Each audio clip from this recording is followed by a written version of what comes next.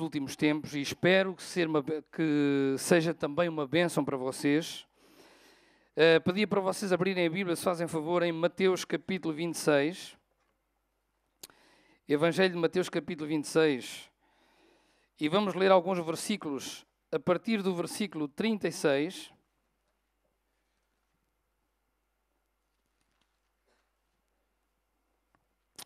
E fiquei muito contente de ver esta parte desta malta que toca. Eu conheci os pequeninos, andavam aqui a correr pela igreja, ainda com a espeta na boca, e hoje servem a Deus. É muito bom ver isso. É o caso como lá em Aveiro, temos lá músicos e cantores que andei com eles ao colo.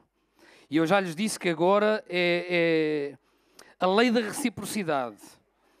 Agora também devem fazer o mesmo comigo, não é? Andei com eles ao colo, agora é a vez deles. Mas é bom ver este pessoal que nasceu na igreja e que cristianismo para eles é bom. Não é seca, não é fardo, não é enfadonho, é alguma coisa de agradável, de atraente e muito bom. Ok? Malta nova, é bom ser cristão, não é? Ok. Então, nós já cantámos de certa forma acerca disto. Jesus é o centro. Dele ser merecedor de tudo, da nossa entrega, da nossa dedicação. E tem a ver com o assunto que eu quero compartilhar convosco. E então, no capítulo 26, a partir do versículo 36, diz o que creio que a maioria de vocês conhece e já leu. Então chegou Jesus com eles a um lugar chamado Getsemane. E disse aos seus discípulos: assentai-vos aqui enquanto eu vou além orar. E levando consigo Pedro e os dois filhos de Zebedeu, começou a entristecer-se muito e a angustiar-se. Então lhes disse: a minha alma está cheia de tristeza até à morte. Ficai aqui e velai comigo. E indo um pouco mais adiante, prostrou-se sobre o seu rosto, orando e dizendo: meu Pai, se é possível, passe de mim este cálice. Todavia não seja como eu quero, mas como tu queres. Diga lá comigo: não como eu quero, mas como tu queres. Mais uma vez: não como eu quero, mas como tu queres. Versículo 40. E voltando para os seus discípulos, achou-os adormecidos e disse a Pedro: então nem uma hora pudestes velar comigo? Vigiai e orai para que não entreis em tentação. Na verdade, o espírito está pronto, mas a carne é fraca. E indo outra vez orou, dizendo: Pai meu, se este cálice não pode passar de mim, sem eu o beber, faça-se a tua vontade. E voltando achou-os outra vez adormecidos, porque os seus olhos estavam carregados. E deixando-os de novo, foi orar pela terceira vez, dizendo as mesmas palavras. Então chegou os seus discípulos, junto dos seus discípulos, e disse-lhes: dormi agora e repousai. Eis que é chegada a hora em que o Filho do Homem será entregue nas mãos dos pecadores. Levantai-vos, partamos, eis que é chegado o que me trai. Ok. Não sei se os irmãos já repararam neste pormenor. Ao lermos os Evangelhos, principalmente os Evangelhos, nós vamos reparar no seguinte.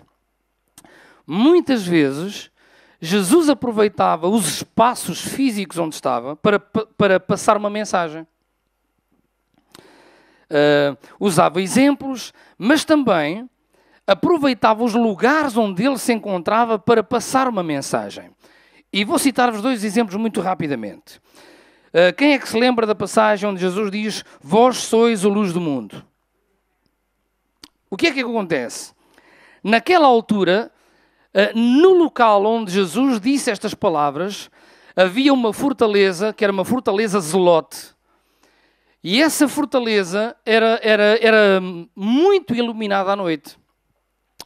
E então Jesus diz: vós sois a luz do mundo. Não se pode esconder uma cidade edificada sobre o monte. E precisamente naquela localidade havia uma grande fortaleza dos zelotes que era muito iluminada e era impossível passar por aquele local sem reparar naquela fortaleza. Então Jesus aproveita aquilo como um exemplo, ou seja, Jesus usou o audiovisual. usou uma imagem para passar uma mensagem. Então, os discípulos olharam para a fortaleza Zelote e perceberam a mensagem. É impossível passar por aqui sem reparar nisto. E Jesus disse, vós sois a luz do mundo, não se pode esconder a candeia, nem se pode esconder uma cidade edificada sobre o monte. Então, Jesus aproveitou o lugar onde estava para passar uma mensagem. Outro exemplo, Jesus um dia leva os discípulos para Cesareia de Filipe.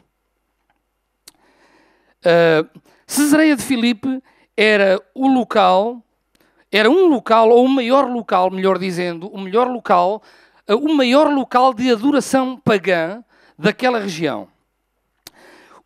Precisamente para o local onde Jesus foi e levou os seus discípulos, aliás, era um local proibido para os judeus, porque existiam lá vários templos a divindades do panteão greco-romano,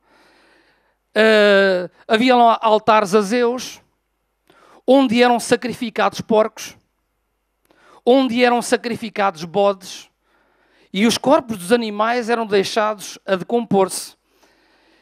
E o que é que acontece? Para além dos vários altares que lá existem, em Cesareia de Filipe, havia lá uma caverna, e ainda há, se vocês quiserem ir de férias, só vos peço uma coisa, comprem um bilhete a mais para eu ir convosco, está bem? Se vocês quiserem ir a Cesareia de Filipe, vocês ainda hoje vão lá encontrar aquilo que era conhecido como a caverna de Pan. Pan era um deus grego, metade bode e metade humano. E aquela caverna de Pan era considerado no mundo antigo o portal para o inferno. O portal para o inferno, ou seja, eram as portas do inferno. E vocês já estão a chegar onde é que eu quero... Já estão a pensar onde é que eu quero chegar certamente. Depois da grande declaração que Pedro fez, que Jesus era o Cristo, o Filho de Deus vivo, Jesus, aproveitando o local onde estava, que era o portal do inferno, diz, tu és Pedro, e sobre esta pedra edificarei a minha igreja, e as portas do inferno, percebem? Ou o portal do inferno não prevalece contra a minha igreja. E eles perceberam perfeitamente o que é que Jesus estava a querer dizer com aquilo. Quem é que está a entender o que é que eu quero dizer? Jesus usava o audiovisual, usava os próprios espaços físicos, construções, para ensinar acerca do assunto. E os seus discípulos e o auditório que tinham percebiam perfeitamente aquilo que ele queria dizer. E este caso que eu vos referi e que nós acabamos de ler não foge à regra. Jesus vai para o Getsemane. E o que era o Getsemane? Jardim das Prensas. Jardim das Prensas. Havia muitas oliveiras, ainda hoje existem, e quem lá for àquela região vai ver.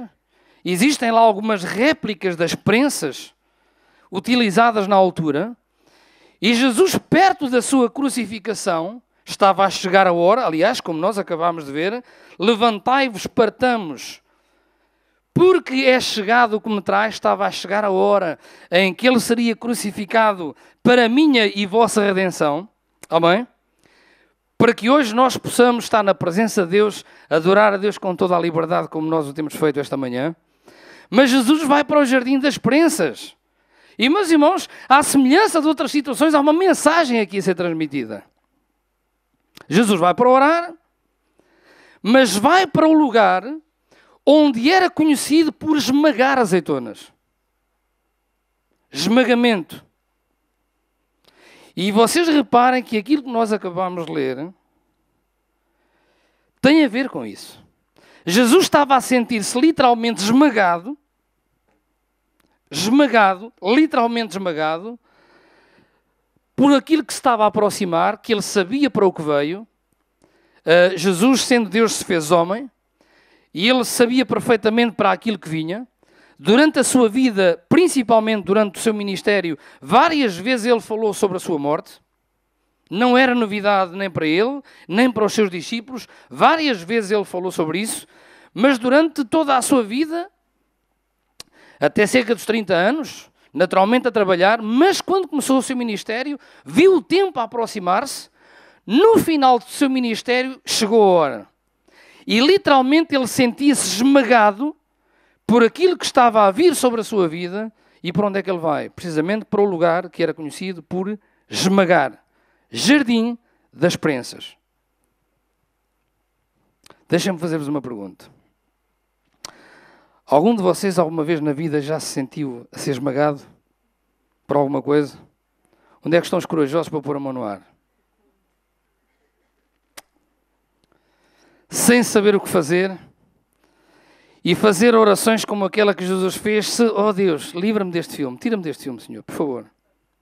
Deus, isto é carga demais, isto é muito pesado, é mais que as minhas forças, é mais que a minha capacidade, mas, meus irmãos, vejam a importância que Jesus dava em fazer a vontade do Pai. E para vocês perceberem mais em pormenor o facto de Jesus sentir-se literalmente esmagado como as azeitonas que eram colocadas naquelas prensas, muito rapidamente deixem-me referir-vos o Evangelho de Mateus, aquilo que nós acabámos de ler, à semelhança de Marcos e de Lucas.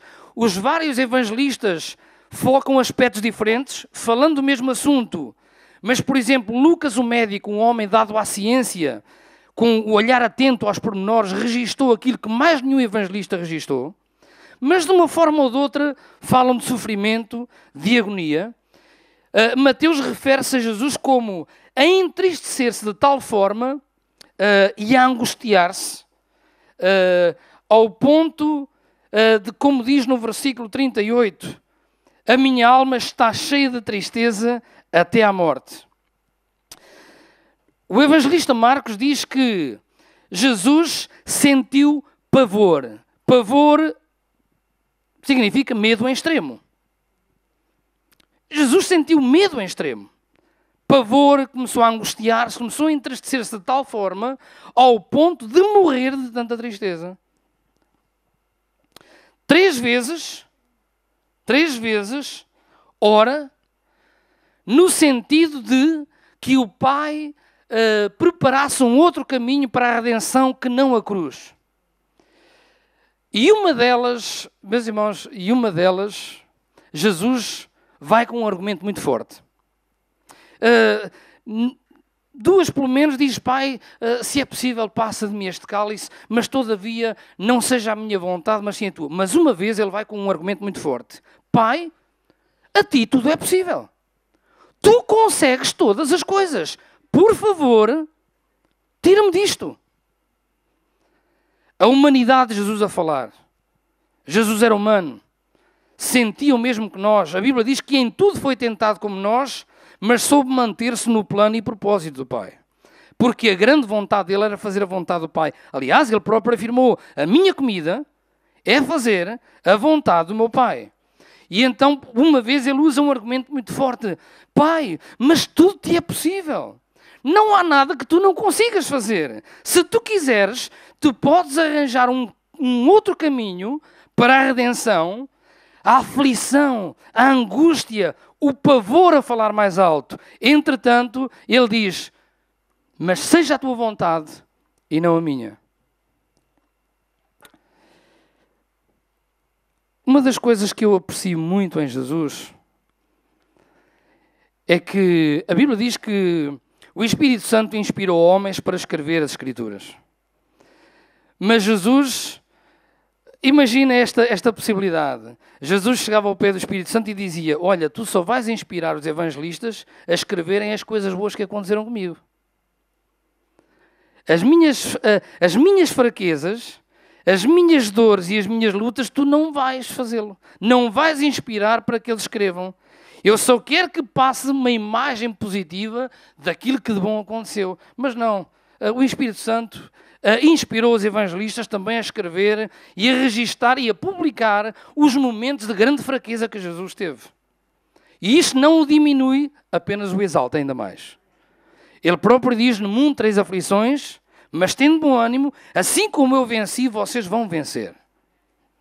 E agora reparem, o evangelista Lucas, referindo-se ao mesmo aspecto, diz a palavra de Deus que Jesus estava em agonia de tal forma que o seu suor se transforma em sangue.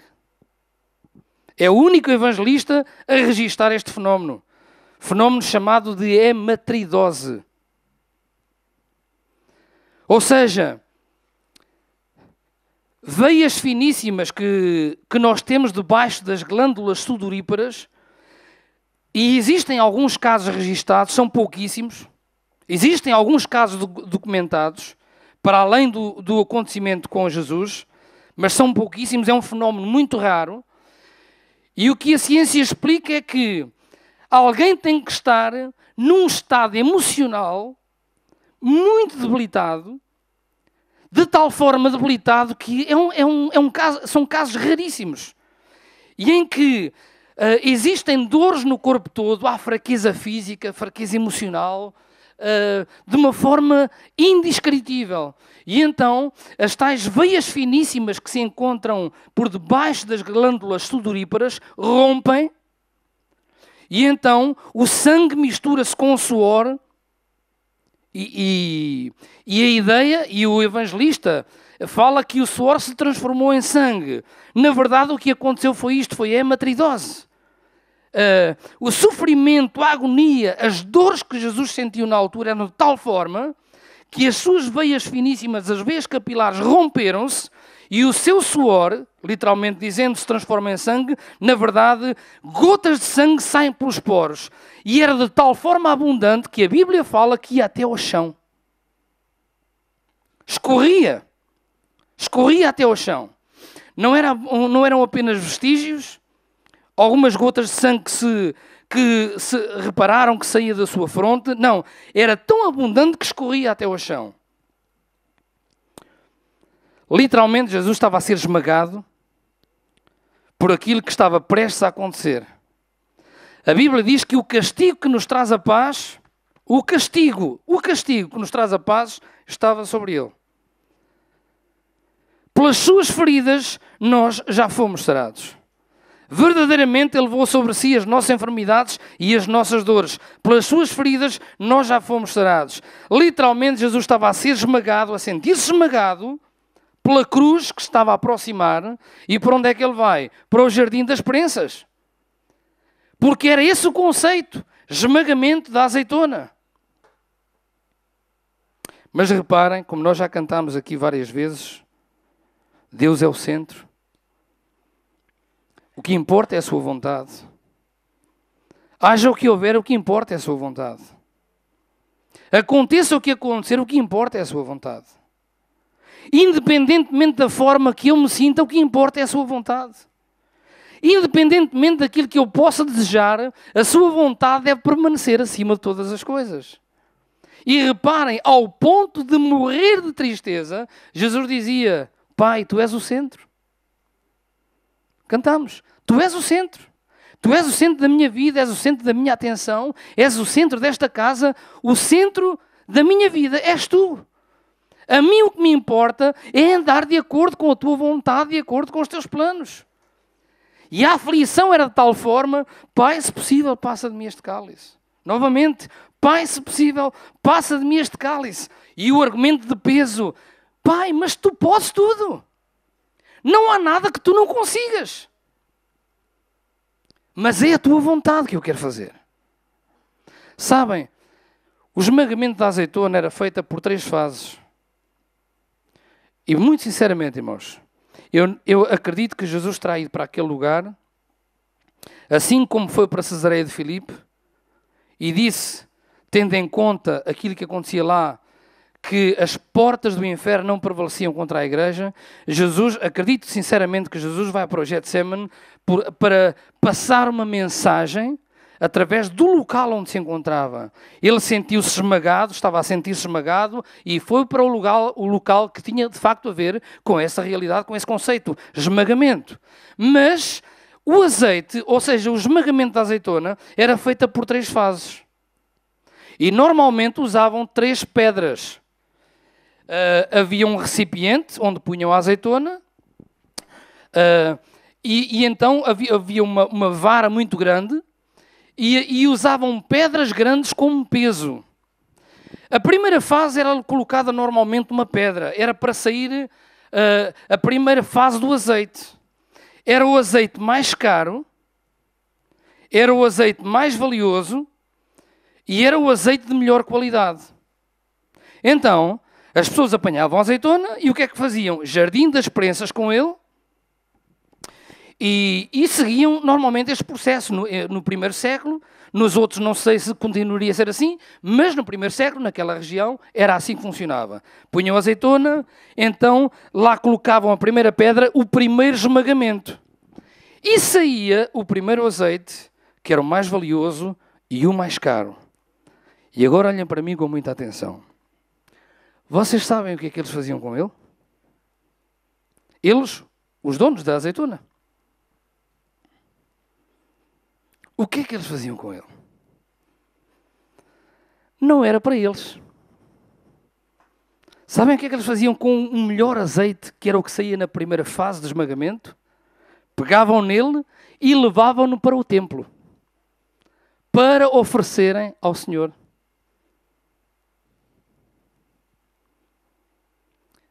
Vocês estão a ver o que é que isto significa?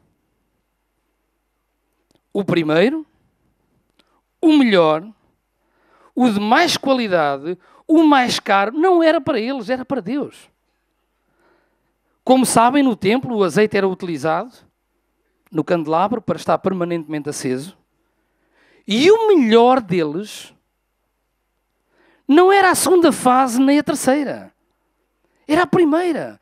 Era aquilo que era mais precioso, o de melhor qualidade.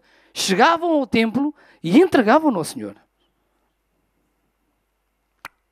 E esta?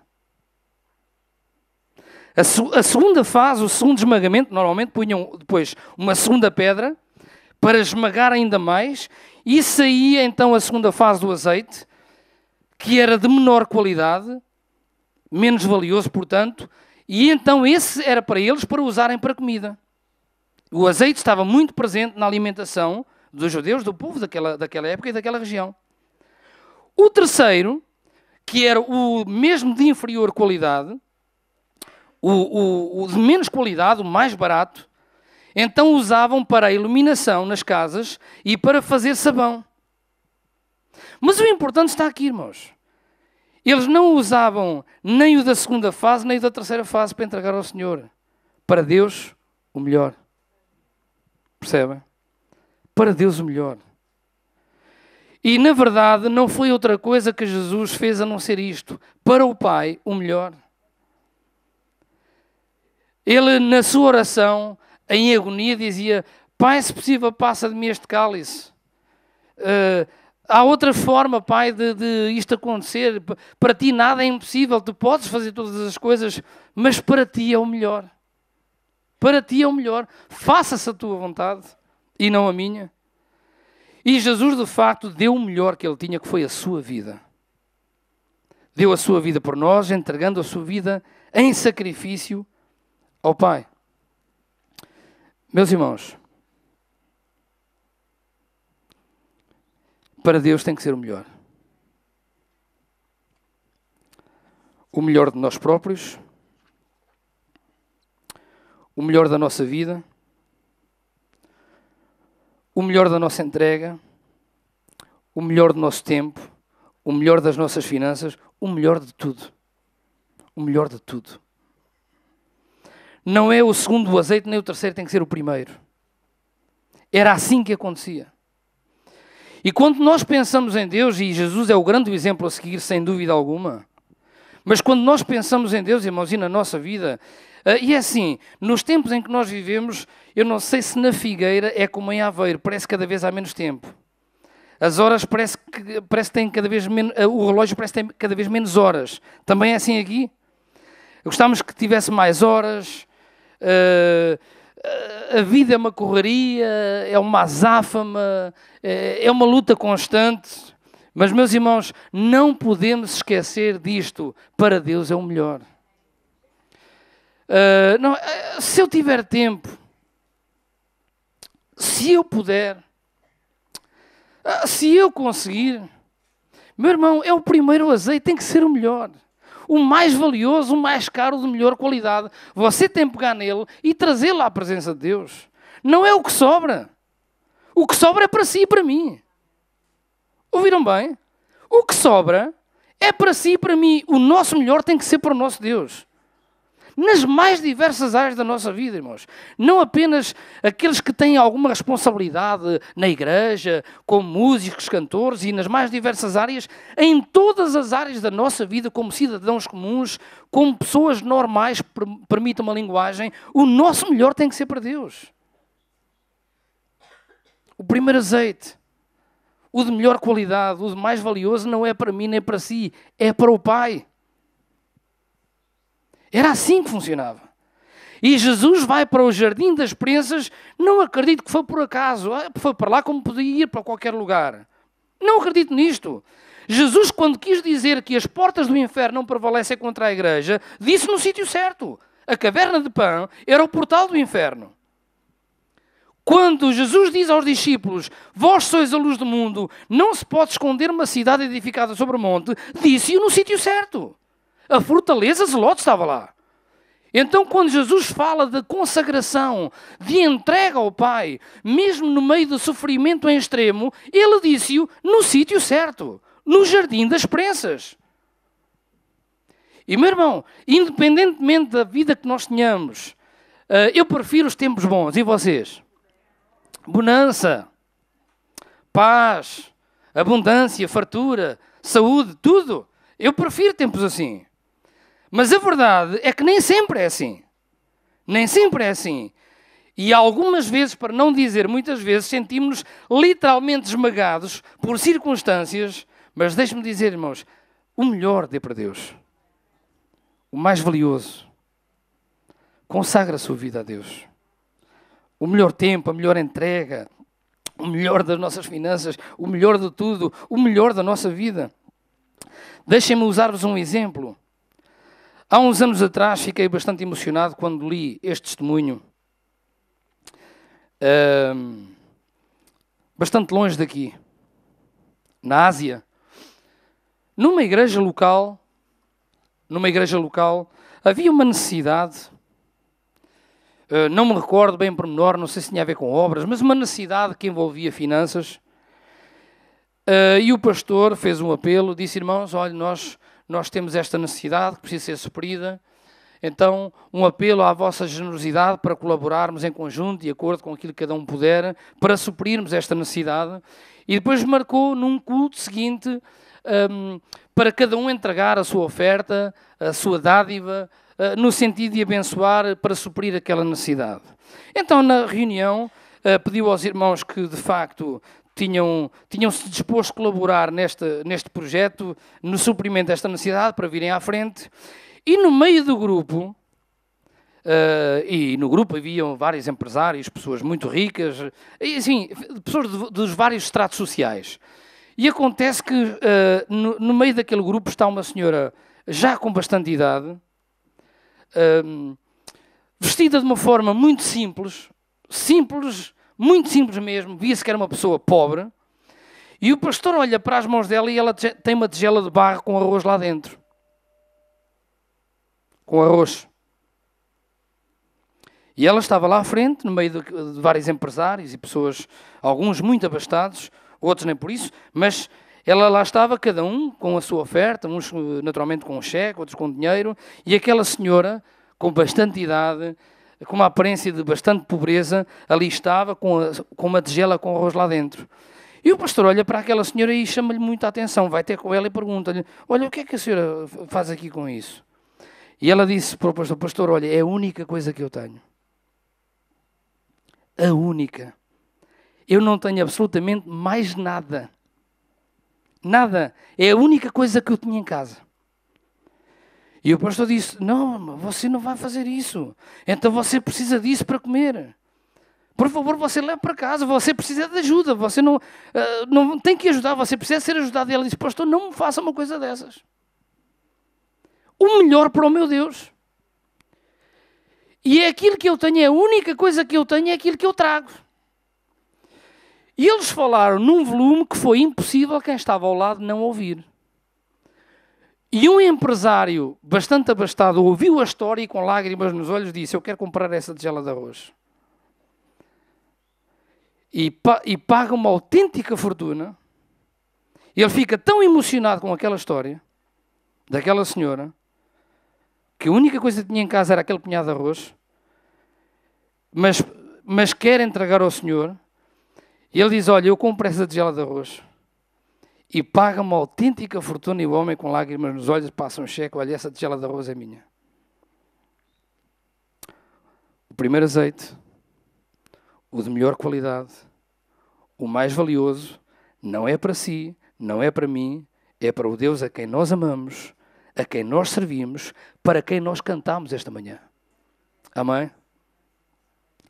Irmãos, independentemente de onde estejamos, podemos estar no Getsemane a ser esmagados por circunstâncias, podemos estar nas bodas de Caná rodeados de amigos, a comer e a beber à vontade, independentemente do local, das circunstâncias, o melhor para o nosso Deus. Amém? Não esqueçamos disto. O melhor para o nosso Deus. E deixa-me lançar um desafio. Eu já falei aos irmãos em Aveiro. Lançar um desafio à malta mais nova aqui da igreja. Não só aos mais novos, dos mais novos aos mais usados. Porque na igreja não há velhos. Há pessoas mais usadas, assim como eu. Já estou a ficar um bocado usado. Ouçam, naquilo que vocês são bons. Naquilo que vocês são muito bons. Sirvam a Deus com isso. Uns são muito bons numa área. Uns são muito bons em informática, outros são muito bons em música, outros são muito bons em outras áreas. Também acontece lá em Aveiro. Felizmente, Deus nos tem abençoado com pessoas muito boas em determinadas áreas. Naquilo que você é bom, ponha ao serviço de Deus. Como o trabalho que você tem... tem uma especialidade numa determinada área, é bom no que faz, é bom, deve ser um bom funcionário, deve ser uma referência no mundo do trabalho, você deve ser conhecido como excelente naquilo que faz, mas não se esqueça, o seu Deus precisa de si, e o seu melhor naquilo que você é muito bom, ponha ao serviço de Deus, ao serviço do seu reino. Se é bom no mundo secular, seja melhor ainda no reino de Deus. Se podemos colocar as coisas dessa maneira, porque para mim, o reino de Deus está em todo lado. Mas para melhor compreensão, se você é bom no natural, seja melhor no espiritual. Naquilo que vocês são bons, malta nova, naquilo que vocês são bons, naquilo que vocês estão a formar, ponham isso ao serviço de Deus. O melhor azeite, o primeiro esmagamento, o mais valioso, entreguem no templo. O segundo e o terceiro fiquem com ele. Até os hebreus acabavam por vender. O primeiro não lhe tocavam. Assim que recebiam-no, direto para o templo ser entregue ao Senhor. O segundo e o terceiro eram vendidos e usados na sua alimentação e na iluminação e para fabricar sabão. Mas o primeiro, o melhor, era para Deus. E é assim, irmãos, que foi assim que Jesus viveu. E Ele é o grande exemplo que nós devemos seguir. Meus irmãos, sintamos-nos bem ou não, o melhor deve ser para Ele. Sejam quais forem as circunstâncias que estejam à nossa volta, o melhor é para Ele. Nos tempos de alegria, o melhor é para Ele, mas nos tempos de tristeza, o melhor tem que ser para Ele. Quando nos sentimos fortes, o melhor é para Ele, mas quando nos sentimos fracos, o melhor é para Ele. Não nos esqueçamos disto. Jesus não apenas ensinou, mas Ele viveu. Pai, eu estou de tal forma triste, quase a morrer de tanta tristeza. E então o tal sangue sai pelos poros. Dores físicas, abatimento emocional, fora do normal, mas a consciência de, Pai, Tu em primeiro lugar. A Tua vontade, a minha vontade, aquilo que eu quero é que a Tua vontade seja feita acima de todas as coisas. Sabe? A Bíblia relata de homens e mulheres que aquilo em que eram bons puseram ao serviço de Deus. Ou seja, aquilo em que eram bons ou os melhores puseram ao serviço de Deus. Sabem, Deus chamou Moisés para ser o guia, o líder do povo entre o Egito e a terra prometida. E naturalmente Moisés era bom em liderança, porque ele viveu como neto de Faraó. Lembram-se? E se havia pessoas com formação e muito boa para liderar, Moisés era um deles.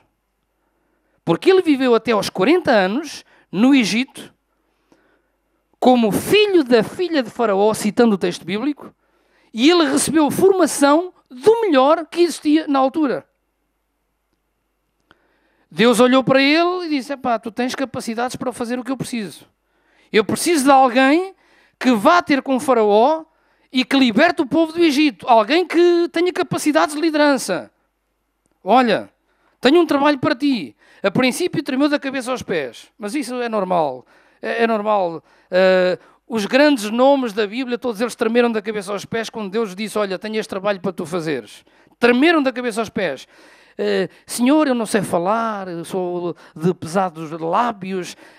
Deus até teve que arranjar um porta-voz, olha, vai ser o teu irmão. Mas, sem dúvida alguma, aquilo em que Moisés era muito bom, ele pôs ao serviço de Deus. Se havia pessoas com capacidades de liderança, Moisés era um deles. E não guardou aquilo para si, cheio de receio no início, e até pelo meio, alguns dissabores. A vida é assim, muitas vezes, mas aquilo em que ele era muito bom, ele pôs ao serviço do reino de Deus. Deus foi glorificado com isto, o povo encontrou a liberdade, foi em direção à terra prometida. Como qualquer um de nós, Moisés era falho, tinha as suas fraquezas, e isso ficou demonstrado também nas Escrituras, mas sem dúvida alguma, aquilo em que ele era muito bom, disse, Deus está aqui. Olha, nem sei muito bem como é que eu vou fazer, vais ter que me ajudar, mas pronto, aqui estou eu. Estão a ver? O melhor para Deus. Um outro grande nome das Escrituras, o grande Paulo, grande mesmo, não sei se era grande em tamanho, mas aquele homem fariseu, de um fanatismo religioso fora do normal, ele próprio testemunha isso, responsável pela morte de muitos cristãos, presente na perseguição aos primeiros cristãos, ele teve um encontro com Jesus a caminho de Damasco. Ele viu a luz, mas não era o comboio que vinha de frente. Há um amigo meu, eu agora conto a rir-me na altura que ele me contava, não me ria, não. Não me ria porque, aliás, até muitas vezes fiquei triste. Alguém que durante muito tempo passou uma fase muito complicada da vida e às vezes ele chegava ao pé de mim, Páscoa, parece que é agora. Eu vejo a luz no fundo do túnel e eu, força aí. Passado um bocado diz, olha, não era a luz, era o comboio que vinha de frente. Lá fui trucidado outra vez. E eu, ânimo, força aí. Passado algum tempo, e isto durante vários anos, a lutar ali. Quantas vezes eu orava por ele e tentava animá-lo. Páscoa, parece que é agora, mas lá era outra vez a locomotiva que vinha de frente. Mas chegou o dia em que a luz veio, sabe? E não era o comboio, era mesmo a luz no fundo do túnel. E o dia chegou e a mudança veio. Meus irmãos, e Paulo, ele de facto, ele teve um encontro com Jesus e pôs a sua vida ao serviço de Deus. E sem dúvida alguma, havia áreas em que Paulo era do melhor que existia na altura. Olha, em termos religiosos e culturais, o homem era do melhor que existia. Do melhor. Aliás, a Bíblia diz, ele tem o cuidado de dizer que foi instruído aos pés de Gamaliel. Gamaliel era o mestre de referência daquela altura. Ele teve o melhor mestre. Gamaliel, por sua vez, teve um outro mestre chamado Hilel, que era o topo. Hilel, por sua vez, foi discípulo do maior mestre de Israel de todos os tempos. Ou seja, a formação que Paulo teve foi a melhor, topo da altura. E isto ele revela, sabem onde? Quando ele vai a uma cidade da Grécia, e está registado no livro de Atos, e vai visitar os santuários e os altares, lembram-se? E ele chega ao pé dos filósofos da cidade, os epicureus e os estoicos, e começa a falar do Cristo ressuscitado, dos milagres de Deus. E aqueles filósofos, olhem com quem ele se foi meter. Com os epicureus e os estoicos. Pessoas muito inteligentes, era o topo da cultura. Aliás, a cultura helenista dominava a zona. E então os filósofos ouviram falar. E dizem, mas que doutrina é esta que este fulano está aqui a falar? Para onde é que o levam? Para o Areópago. O que era o Areópago? O Areópago era um espaço tipo um tribunal. Era utilizado como um tribunal, mas também para discussões. E os filósofos procuravam o Areópago para discutir. E também usado noutras vertentes. Então levam Paulo para lá, porque eles diziam, nós queremos saber mais em pormenor este assunto sobre o qual tu falas. Estás a falar de um Jesus que morreu e que ressuscitou. Que história é essa? Que filosofia nova é esta? Meus irmãos, o homem recebeu a melhor formação que existia. E aquilo em que ele era muito bom, pôs ao serviço do reino de Deus. E então ele começa a falar. E diz que, olha, eu quando vim para esta cidade, eu fui visitar os vossos santuários, os vossos altares, e a minha atenção foi para o altar ao Deus desconhecido. E ele, cá está a minha deixa. É aqui que eu vou pegar. E o altar ao Deus desconhecido foi construído, sabem porquê? Porque uns anos antes tinha havido uma grande peste naquela cidade, e havia vários santuários, a Júpiter e a outras divindades, e os sacerdotes de cada divindade sacrificaram aos seus deuses para que eles libertassem a cidade da peste. O que é que aconteceu? Nada. A peste continuou. E então ficaram, de certa forma, decepcionados com as divindades que reverenciavam. Sem nada prever, o que é que acontece? De repente a peste desaparece. E o que é que aquela cidade pensou? A população, claro. Olha, um Deus que nós não conhecemos interviu aqui. Foi alguma divindade que nós não conhecemos que libertou-nos da peste. E então erigiram o altar a esse Deus que os libertou da peste que eles não conheciam. Então ficou o altar ao Deus desconhecido. E então Paulo, olha, eu vi o altar ao Deus desconhecido porque, olha, é precisamente deste Deus que eu estou a falar. Este Deus desconhecido, é sobre este Deus que vocês desconhecem, mas construíram um altar em sua honra, é deste Deus que eu estou a falar. E depois, irmãos, é simplesmente avassalador o que vem a seguir. Numa leitura superficial, nós não apanhamos nada. Mas se repararmos nos pormenores, nós, ficamos assim. O que é que Paulo vai fazer?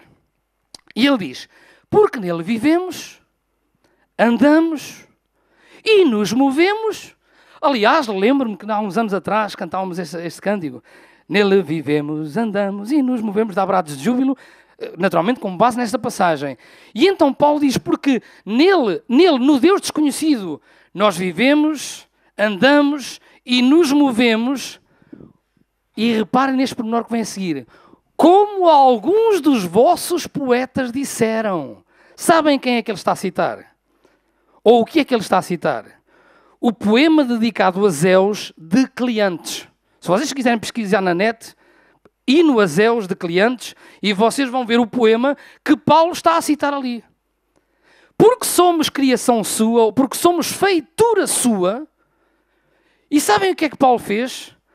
Paulo estava a lidar com pessoas de cultura, e como ele era muito bom em cultura, envolve-se naquilo. Então o Deus desconhecido, a quem vocês adoram, a quem vocês construíram este altar, é o Deus que eu vos anuncio. E então toda aquela bagagem que ele recebeu do seu mestre Gamaliel, que foi a melhor da altura, ele pôs ao serviço do reino de Deus. Quem é que escreveu a maior parte das epístolas doutrinárias? Pois é. O melhor para Deus. O melhor de Moisés foi para Deus. O melhor de Paulo foi para Deus. O melhor de Jesus foi para o Pai. E o nosso melhor, irmãos, tem que ser para o Pai. Sejam bons, sejam excelentes. Pessoal que se está a formar, que está a fazer faculdade, que já fizeram aqueles que estão a fazer. Sejam os melhores. Mas o melhor que seja para Deus. Sabem, nós temos há um tempo atrás, depois de mudarmos as instalações lá em Aveiro, é um salão bastante grande, como já disse, e uma parte da sala, ou seja, nós dividimos praticamente em 3 partes. Uma delas vai ser para salas, gabinetes, super igreja, etc. E as outras 2 partes vai ser para o auditório de culto. E eu fiquei emocionado e grato a Deus e grato às pessoas, quando um casal de engenheiros mecânicos lá da igreja disseram: pastor, olha, aquilo que nós conhecemos nós vamos pôr ao serviço do reino de Deus. O projeto da estrutura metálica que é necessária para aqui, nós vamos oferecê-la. Somos bons nisto e naquilo que somos, nós pomos ao serviço de Deus, do reino de Deus, nós queremos fazer na igreja. E de facto, irmãos, o primeiro azeite, o primeiro esmagamento, o azeite de maior qualidade, de maior valor, tem que ser para o nosso Deus. Amém? Tem que ser para o nosso Deus. E vou terminar com isto. Aquilo que Deus mais quer da minha e da vossa vida, irmãos, é nós próprios.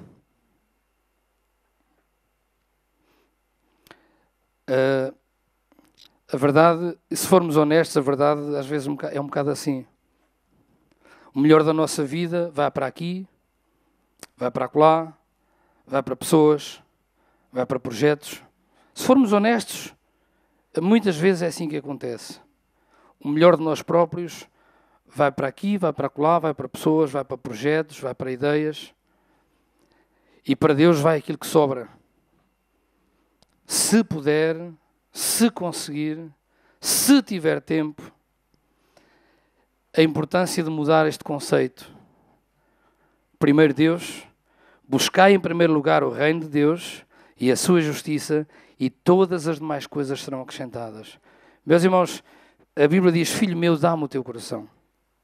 Dá-me o teu coração, o melhor que tu tens, e os teus olhos observem os meus caminhos. A minha oração, e eu gostava que nós orássemos neste sentido, sem ninguém precisar de sair do local onde está. Mas aquilo que eu tenho orado nestes últimos tempos, irmãos, gostava de orar aqui convosco, dizer para Deus: Deus, podes contar comigo para o que der e vier, podes contar com o melhor de mim, ainda que exija sacrifício, ainda que implique dor, ainda que implique angústia. Senhor, o melhor que eu tenho é para ti. Sabem, de todos os discípulos que Jesus teve, apenas um morreu de morte natural, foi o evangelista João. Todos os outros foram assassinados. Todos. Só João, o evangelista, é que morreu de morte natural, de acordo com a história da igreja de Eusébio de Cesareia. Todos os outros foram assassinados, decapitados, crucificados, mortos com flechas, porque eles deram o melhor das suas vidas a Deus. Implicou sacrificar a sua própria vida, literalmente falando, deram-na, mas o melhor foi para o seu Deus. E a minha oração, irmãos, neste dia, nesta manhã, e convidar os irmãos a ficarem de pé, se fazem favor. Paulo, podes vir.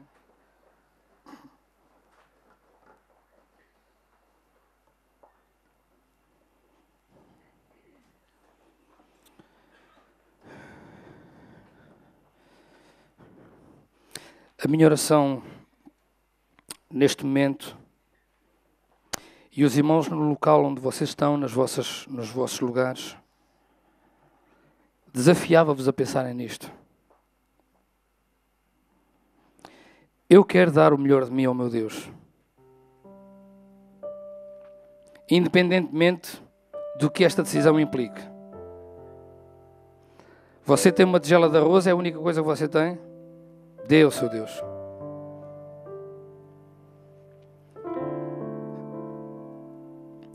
É um punhado de farinha e um pouco de azeite, como a viúva de Sarepta? Dê ao seu Deus. São aquelas moedas que aquela senhora trouxe aos pés de Jesus e que Jesus disse que ela deu mais que aquilo que os ricos puseram? São apenas moedas. Mas é o seu melhor, dê ao seu Deus. naquilo em que você é muito bom. Músicos, informática, irmãos, em tantas áreas. Dê o melhor ao seu Deus. Por favor, durante toda a sua vida não se esqueça disto. Getsemane, jardim das prensas. Esmagamento, o primeiro azeite, o melhor, o mais caro, e ia diretamente para o templo. Eu gostava de orar. Eu convidava os irmãos a curvarem as vossas cabeças, fazem favor.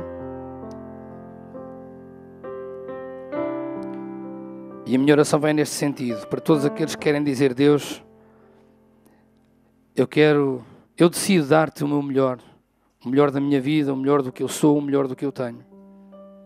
Deus, podes contar comigo, Senhor, para o que der e vier. E enquanto nós ficamos de cabeça curvada, de olhos fechados, por uns instantes, por favor, não precisam de sair dos vossos lugares, mas eu gostava de ver aqueles que desejam fazer isso. Levanta a sua mão, por favor. Eu gostava de orar por vocês. E olhem, eu também estou com a minha mão levantada, sabem? Porque este é o desejo do meu coração. 30 anos da minha vida eu já dei ao serviço de Deus e do seu reino. E os dias que me restarem nesta terra eu quero continuar a fazê-lo. Dar o meu melhor naquilo que eu sou, naquilo que eu tenho. Paizinho, em nome de Jesus. Neste momento, Senhor, este é o nosso Getsemane. Onde nós decidimos, Pai, trazer diante de Ti o melhor de nós próprios. O que somos. Acima de tudo, Deus, nós trazemos o nosso coração. Aleluia. Trazemos o melhor do nosso coração. Amamos-te. Bendizemos-te. Servimos-te. Deus, e como Jesus orou, seja feita a tua vontade.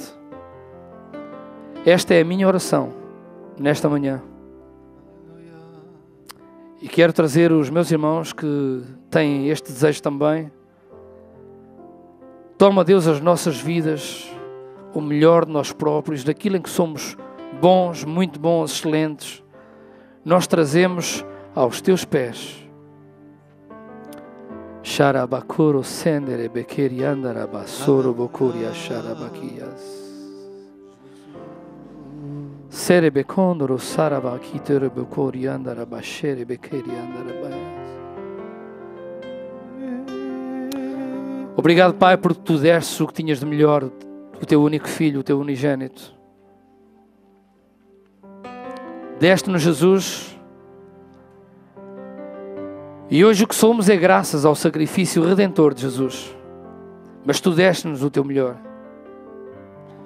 E queremos viver em reciprocidade, Senhor. A cada dia, o primeiro azeite é para Ti. Toma as nossas vidas. Damos-te graças, Senhor, por quem somos, o que somos e o que temos. Porque como nós cantamos esta manhã, tudo vem de Ti e das Tuas mãos nós Te entregamos. Aleluia. Aleluia. Aleluia. Aleluia. Meu irmão, não pense, oh Deus, eu até gostava, Senhor, mas se calhar Tu vais encontrar quem seja melhor do que eu, quem faça melhor do que eu. Não pense nisso. O que é, o que tem, o que faz, entrega a Deus. Traga a sua tigela de arroz, o seu azeite, o primeiro esmagamento. Deus é glorificado e você é abençoado.